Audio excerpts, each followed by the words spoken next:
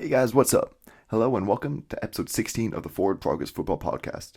I'm your host Zach Birdie, and today we're going to be starting our second division in my Who Are They series, where I go over each team and break them down position by position and tell you what I want to see from them this season. We're going to be kicking things off in the AFC East with the Buffalo Bills, so let's get right on into it.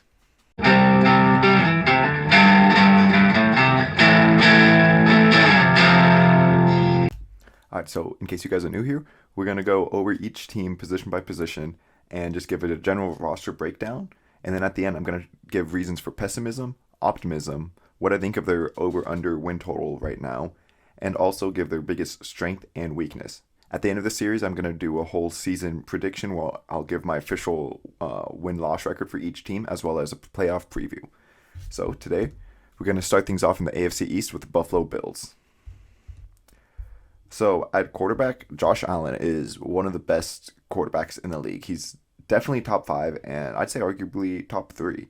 I don't see any reason where he won't continue to be this way. Like, yeah, Dable's leaving, but I feel like Josh Allen is there, and now that his coordinator's gone, he's still going to be at that level, and he'll be able to do just fine with Ken Dorsey there, who was the quarterback coach in Buffalo anyway, so it shouldn't be too different. Yeah, he's got the best arm talent in the league, and he's also one of the best running quarterbacks, so there's like almost nothing he can't do. Keenum is a good backup. He can win some games if Allen gets out with injury. Like, he even brought the Vikings to the NFC Championship years ago.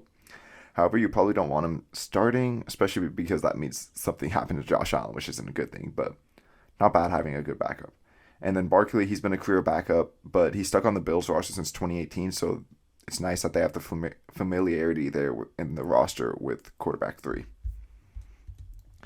At running backs, they have Devin Singletary, James Cook, Zach Moss, Duke Johnson, and Reggie Gilliam at fullback. So Devin Singletary hasn't been able to establish himself as a true stud back here in Buffalo, but has been productive in a more pass-happy offense. He's had almost 1,000 yards on the ground with 10 touchdowns to go along with it last season, and then another about 250 through the air and one more touchdown. They brought in Cook to be their third down / receiving back. He was touted as like the best receiving back in this class, so Cook could easily become Buffalo's most productive back this season, as the Bills are one of the most pass-happy teams in the league. Zach Moss was brought in a couple years ago to push Singletary for his job, but hasn't really done that much yet. Is he going to be able to bounce back from like a poor sophomore season, to say the least, and push Singletary for his job as like the main running back? Because I view Cook as more like the third down receiving back. Or is he just going to be like an afterthought in this offense now as running back 3? And then Duke Johnson is a veteran third down receiving type back who will likely only get touches in case of injuries or just in case like Cook is tired and they want to do some receiving stuff. But he should at least be like an average back when called upon. Like, he's not bad, but he's not good. And then Gilliam, he got over 100 snaps last season and was a decent run blocking fullback for them. And we'll see if they keep using him in Ken Dorsey's offense.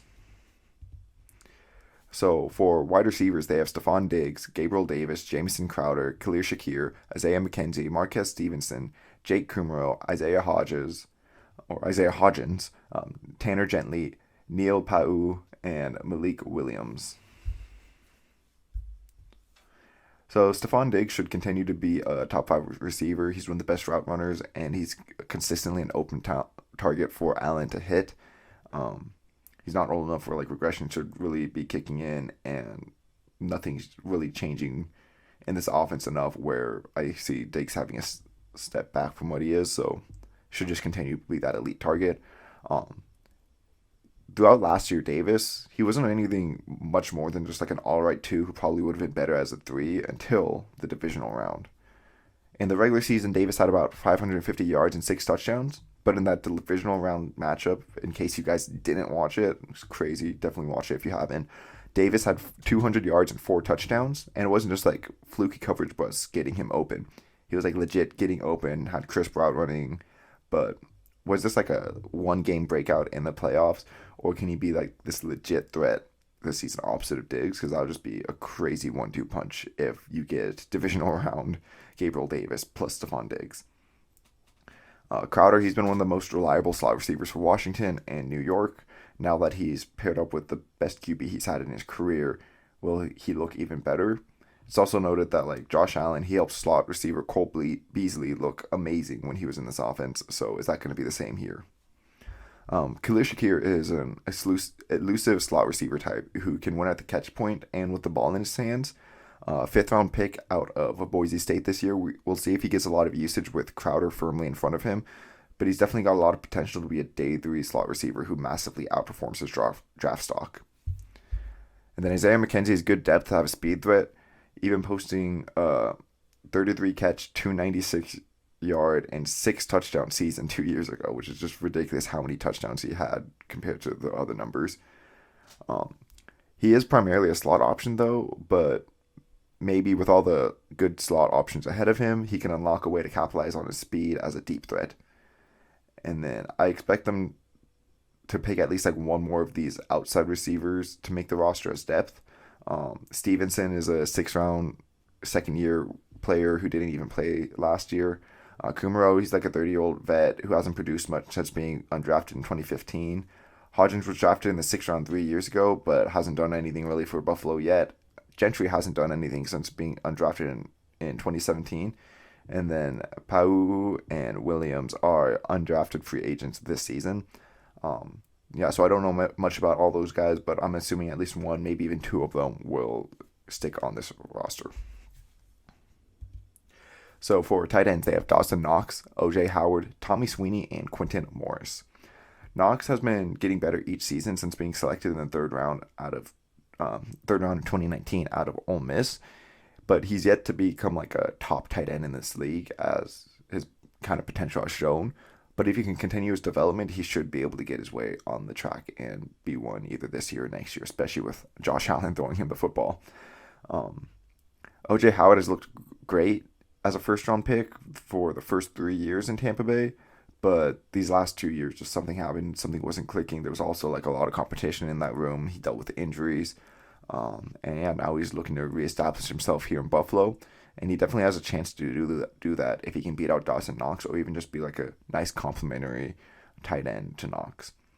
And then Sweeney and Morris are 7th round picks, or Sweeney's a 7th round pick, and Morris is an undrafted free agent, both from these last 3 classes, but they haven't done anything in the league yet. So for offensive line, they have Dion Dawkins starting at left tackle, Roger Saffold at left guard, Mitch Morse at center, Ryan Bates at right guard, and Spencer Brown at right tackle, with David Quessenberry and Luke Tenuta, Tommy Doyle, Bobby Hart, and Will Ulmer all being backup tackles, Ike Boediger, Jacob Capra, Tanner Owen, Cody Ford, and Alec Anderson being backup guards, and Greg Mance and Derek Kerstetter being backup centers. Dion Dawkins has consistently been one of the better tackles in the league since he was picked in the 2nd round of 2017, and he is also like primarily a pass protector rather than a run blocker, which fits what this offense wants to do more so. Quessenberry started last year at right tackle for Tennessee, and he played pretty well, especially against the run. Definitely room to improve in pass protection though, but he's definitely a solid backup swing tackle to have in case of injury. Tenuta was drafted in the 6th round this year out of Virginia Tech. We'll see if he can make the roster or be like a practice squad guy. There is some nice depth ahead of him. And then another starter on Tennessee's line last year, Saffold started to show signs of regression and battled through a lot of injuries last year. So can he bounce back here in Buffalo? We'll see about that. Bo Edgar has filled in and started for Buffalo in a good amount of games his past couple of seasons, but he hasn't provided much more than just like a replacement level play.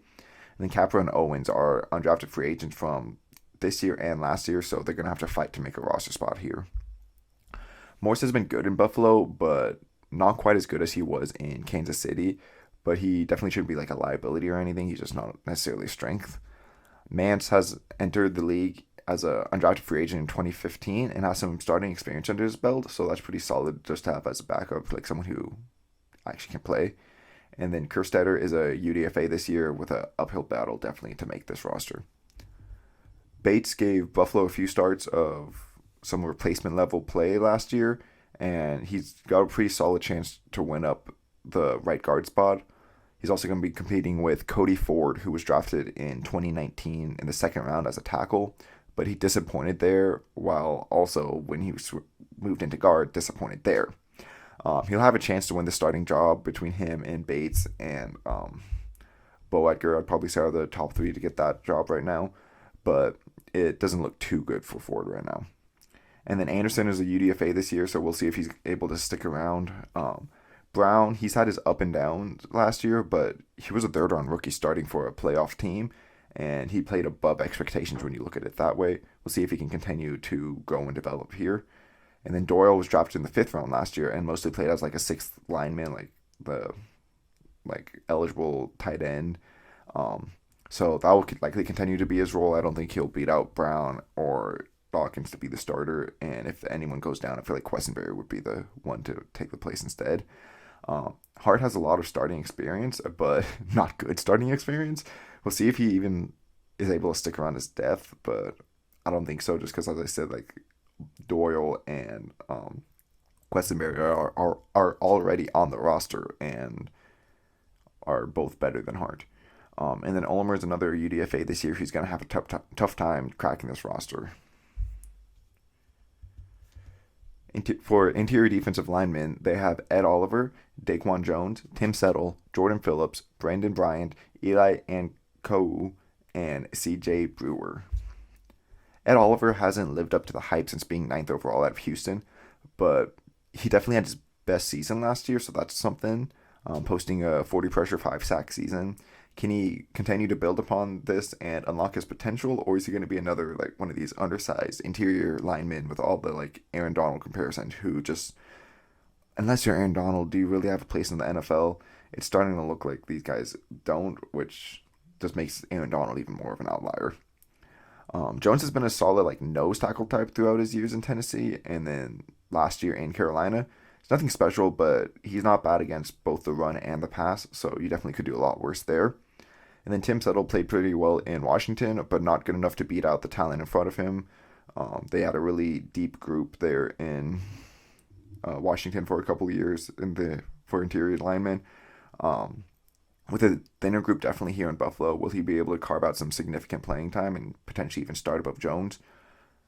And then Phillips, he's been an all-right rotational piece throughout his career, but likely won't be really pushing for a starting gig with the guys ahead of him. And then Bryant and Kou were undrafted a few years ago and have yet to make significant impacts on the teams that they've been on, while Brewer is a UDFA this year. So for edge defenders, they have Von Miller, Gregory Rousseau, Shaq Lawson, AJ Epineza, Boogie Basham, Kingsley Jonathan, Mike Love, and Daniel Joseph. So they're going to have a sick rotation here. A lot of these guys can play, and it's going to be like a lot of fresh bodies coming in and out. Starting off with Von Miller, after he had it down 2019 and missing 2020 due to injury, Miller looked like he was going to have to like continue this career downswing. But then he was traded to the Rams, and he started to look a bit more like his old self, and then just exploded in the playoffs. So that got him this huge contract with the Bills. Let's see if he can continue to turn that back the clock and play like that. It's also interesting. Are they going to kind of do the same thing as the Rams and kind of hold him back? As I said, this group is really deep, so I could see Vaughn only getting like a handful of snaps throughout the regular season just to keep him warm and make sure he's not hurt. And then in the playoffs, just let him go crazy. Rousseau was drafted last year as like a high upside project edge, and he got 30 pressures and 5 sacks, which is pretty good playing in a rotation for how much development he seemed to have needed. While I still expect him to have like a high rotation amongst these edge, Jerry Hughes left in free agency, and I think Rousseau is the one who's going to take advantage of most of those snaps. As I said, like I feel like Vaughn is going to play a limited number of snaps until the end of the year, so Rousseau really has a chance to capitalize and get a ton of playing time. Lawson, he disappointed as a first-round pick for Buffalo back in 2016, and he's bounced around a bit, now back in Buffalo. Let's see if he's a bit more successful this time. And then AJ Epineza is a bigger body edge, drafted in the second round of 2020. So far, he's just kind of been another member of this deep rotation that they've had, but similar to Rousseau, he has a chance to become more of that with the departure of Hughes. And then Boogie was drafted in the second round last year, and he played pretty all right, finishing with 11 pressures and 3 sacks and only 140 pass rush snaps. We'll see if he can get any more this year and how well he looks in year 2. And then Love went undrafted a few seasons ago, and Jonathan and Joseph were both UDFAs this year, so we'll see if any of them can stick around on this roster and make an impact. For linebackers, they have Tremaine Edmonds, Matt Milano, Tyrell Dodson, Terrell Bernard, Tyler Matakovich, Markel Lee, Andre Smith, Balin Spector, and Joe Gills Harris. So Edmond will be playing on his fifth-year option this year, but he hasn't really lived up to his first-round draft position. Will he play well enough this year to earn a contract extension here in Buffalo, or will he continue to show like impressive flashes but not the consistency to put it all together? And then since being drafted in the 5th round in 2017, Milano was able to quickly establish himself as a good, even great weak side / cover linebacker, and has been a constant positive force on this Buffalo defense. Bernard was the 3rd round pick out of Baylor this year, so we'll see if he can crack this rotation early, get some playing time, and maybe even take Edmonds' job next year, like allow them to move on from Edmonds. Dodson, Matovich, Lee, Smith, and Gills Harris have been career backups so far. Nothing too special teams guys, And then Spector was drafted in the 7th round this year, so a lot of competition to fill out this roster. We'll see who ends up making some of those bottom pieces. And then for cornerbacks, they have Tre'Davious White, Kair Elam, Teron Johnson, Siren Neal, Dane Jackson, Cam Lewis, Nick McLeod, and Christian Benford. So White is one of the league's best cornerbacks, and at the time of the injury, he had not given up a touchdown last season. We'll see if he can bounce back and play at full force coming back off of ACL. I think it's likely a lot of athletes are able to recover from ACLs pretty easily, but it's still something to keep your eye on. And then Elam, he's a strong physical press corner who will likely be asked to start right away after being taken in the 1st round of this year's draft out of Florida, especially with the departure of Levi Wallace, the longtime number 2 corner. Johnson, he's been the Bills' slot corner for the past couple of seasons, but he hasn't been like the most amazing guy here. He's slated to start again, so we'll see if he can take a step forwards, or it's possible definitely that someone beats him out and takes his job. Someone like Neal, he has the potential to start this year in the slot. So far, he's been mostly a special teamer and a backup, but they did just sign him to a 3-year contract extension, so maybe Buffalo sees something in there that they want to unlock this season. Dane Jackson was forced into a starting role with Trey White going down last year on the outside, and he wasn't like completely lost out here, but as a former 7th round pick, he's probably just going to remain a depth piece for now. And then Lewis went undrafted a couple years ago, McLeod went undrafted last year, and Benford this year. We'll see if any of them can make the roster. So for safeties, they have Micah Hyde, Jordan Poyer, Jaquan Johnson, DeMar Hamlin, and Josh Thomas. Both Hyde and Poyer, they struggled their first couple of seasons in the league until both of them signed together in Buffalo in 2017. And since then, they've definitely been the best safety tandem in the league, excelling in like split safety looks. They're both versatile enough to play high, single high, two high, and rotate down into the box. They're great chess pieces to keep the defense guessing. Last season, Jordan Poyer was 1st team All-Pro and Hyde was 2nd team All-Pro. So while they may not be able to repeat this like super impressive feat, I still expect them to be like a top 3 safety duo. And then Johnson, Hamlin, and Thomas have been on the team for a couple of years now, but they have little to no playing experience due to Hyde and Poyer playing phenomenally ahead of them and staying healthy the whole time. So for special teams, they have Tyler Bass, punt god Matt Araiza, and Reed Ferguson. Bass, he's a very solid kicker who has a career 84.8 field goal percentage over these last 2 seasons, and he's yet to miss a kick under 30 yards in his career, despite playing in Buffalo with some crazy wind and snow. Matt Araiza, better known as Punt God, he was drafted in the 6th round this year, and last year with San Diego State, he set records for average punt distance, 50-plus yard, 60-plus yard punts. He had 6 punts go for over 70 yards and 2 go over 80. When I was looking at like the stats trying to find out what all the records he had broken, they didn't say those were records, and I'm really curious like who has more than that, because I was trying to find that out and couldn't find it. Maybe they just don't track it, because I'm like, damn, that's crazy. But anyways, he's a weapon as a punter with how far he can just boot the ball. Like, I know Buffalo's probably not going to be punting a lot, but when they do, like, they're just going to be able to send it to the opposite side of the field, which is sick. And then Ferguson, he's been on the team since 2016, so that consistency is good. Plus, he's number 69, so nice. And then for their season projection, um, so how this part of the episode works, I talk about everything pretty much that can go wrong, and then everything that can go right. And if all of these things go wrong, then they're probably gonna have a worse record than 10-7. If all these things go right, they're gonna go 17-0.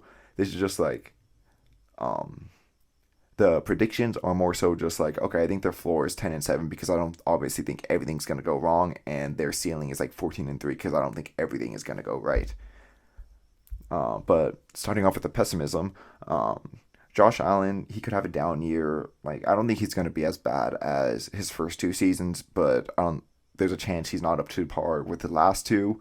Um, Running back room could just remain unspectacular despite the Cook pickup and just be like, okay, they're running backs, you know. Davis, he looks like his regular season self, not that playoff version, and unable to carry that success into this next year. And then between Knox and Howard, they're unable to find a true number one tight end, and they're both kind of like, okay, they're like nice, decent compliments, but nothing special. Their interior O-line definitely has a chance to struggle this year with older guys regressing and backups being forced to be starters. Their defense might not be able to do much among the front seven with the interior defensive line and edge rushers failing to generate much pressure and them still inviting the run just a little too much. Tremaine Edmonds remains inconsistent, and Trey White, when he comes back off the ACL, just isn't himself, and Kaiir Elam as a rookie corner struggles, which a lot of rookie corners tend to do. These safeties I still think are going to be fine, but if everything on their defense is collapsing around them, then they're inevitably going to look worse. And then, optimistically, Josh Allen continues to be amazing, cementing himself as a top 3 quarterback in this league and even winning the MVP. Cook brings this receiving element to this backfield and really unlocks like the whole thing, makes the whole unit so much better. Diggs and Davis are one of the best duos in the league, and Knox and Howard are one of the best tight end duos in the league. For the offensive line, the old guys in the middle, they don't regress, or if they do, just like not too much and just a viable interior play, you know. And the Dion Dawkins stays good, and Spencer Brown continues to progress. Ed Oliver looks much more complete and more like the player we thought he would be coming out, and the rest of the room just complements him nice. I don't really see anyone exploding there, but they just are both solid against the run and the pass. And then Vaughn, he continues his resurgence, and between Rousseau, Epineza, and Basham, they're able to generate a good amount of pass rush because they just keep getting these guys in refreshed. And then Tremaine Edmonds takes advantage of his athleticism and becomes more consistent and establishes himself as one of the top linebackers, while Trey White bounces back from his ACL like nothing ever happened and is continuing to be one of the best corners in the league. And Elam plays really well for a rookie. And because of all that, the safety duo that we already know is elite just continues to look amazing. So I think their over-under here is definitely achievable at 11.5. That's like right in the middle of my pessimistic season, which is 10-7, and optimistic season, which is 14-3. It's not necessarily something I would bet though, just because like 11.5 wins, there's a lot of things that could go wrong to go under. But like I do believe like if I had to bet, I would bet it because I think this team is talented enough to definitely win at least 12 or more games. Looking at it right now, their biggest strength is going to be their offensive firepower. On any given snap, a huge play can occur with Josh Allen's crazy arms, these amazing receivers on the team. His running threat is really good. James Cook is going to bring that explosiveness out of the backfield. Just their firepower on offense could just be incredible, and that's going to carry them a lot. We saw that happen last year. And then their biggest weakness is their front seven, but there's definitely plenty of reason for optimism. They have 3 edge rushers this year going into year 2 or 3 that were either first or second round picks. While they haven't been incredible yet in their career, like they were obviously drafted high because they have this talent and potential that they could hit. And then if Von Miller can continue to play like old Von, then that's going to be a crazy edge group with 4 like good pass rushers. And then if Ed Oliver continues to develop in the middle, that's an elite defensive tackle there. And Matt Milano is already one of the best cover linebackers. and Tremaine Edmonds is one of the most athletic. So if that duo can be more consistent, then you got good linebackers, good edge rushers, and good defensive tackles. Um, they just need to kind of hit that potential, like it's a possibility that this biggest weakness, like this just looks stupid that I put it, but right now I'd say it's the biggest question mark. And the rest of this roster is just so incredible. Like maybe you could say interior offensive line, there's definitely a reason for concern. Or even Spencer Brown, like we don't know if he's good yet, so everyone but Dean Dawkins is kind of like, But I think this front seven, like right now, if they played like they did last year, it would be their biggest weakness. All right, guys, thanks for sticking around. I'll be posting again shortly. If you like this video, leave a like on YouTube, comment, and subscribe.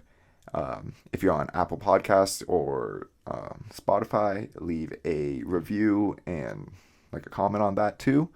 And if you're on Twitter, follow me at FPF_podcast. And yeah, I'll see you guys next time.